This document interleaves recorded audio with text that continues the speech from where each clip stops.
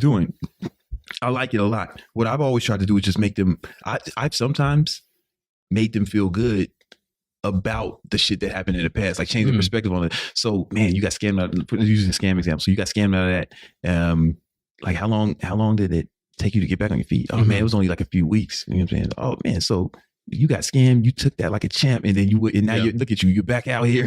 Like that's pretty. You know, I like that about you. You haven't given up on your goals, right? Right. Yeah. So, but you know, I do certain 100%. Like it kind of like change their perspective on it. Like, oh, I went through this bad thing and I came out stronger. Reframe it. Yeah, I reframe it. But this is super helpful. How do you handle the spouse objection?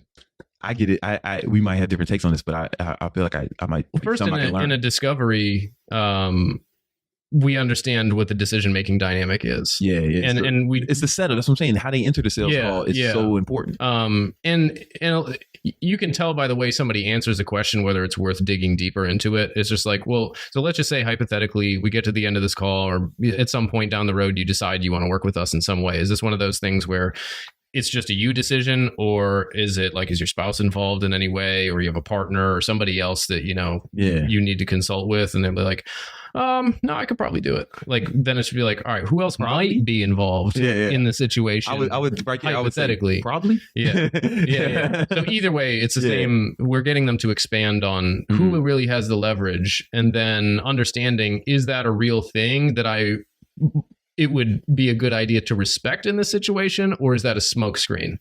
And so there are situations where it's just like, well, like for example, if I'm not going to buy a house without talking to my wife first, you know what I mean? Not that I need permission, but it's just like, we have to move there as a family. You know what I'm saying? So like that would be disrespectful and just ignorant of me not to do that. But if I want to buy a fucking something for this office, right? Or a candy bar or a fucking bottle of water. Like, I don't need to talk to my wife, right? So there's this big spectrum of, and it's also subjective too, right? Correct. Like, you know, this is what you have a lot of disposable income. So some for the office, you know, it's, you know, if you want to buy a new computer, just get it. Correct. Right. But if, you know, someone else in different circumstances, depends. Right? 100%. So understanding the context of who all is involved in the decision-making process, because it could just be more than the wife. It could be, and especially in like a B2B situation, it could be there's the COO, the CSO, the CEO, the controller of the finances, their budgeting, their account, like they have a different decision-making process. So what I'm really trying to understand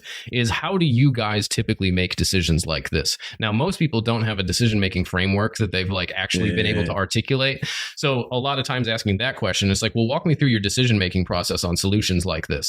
So it really depends on what you're selling. It depends on what you're selling, but what I'm trying to understand isn't how do I get the spouse on board or off board. What I'm trying to understand is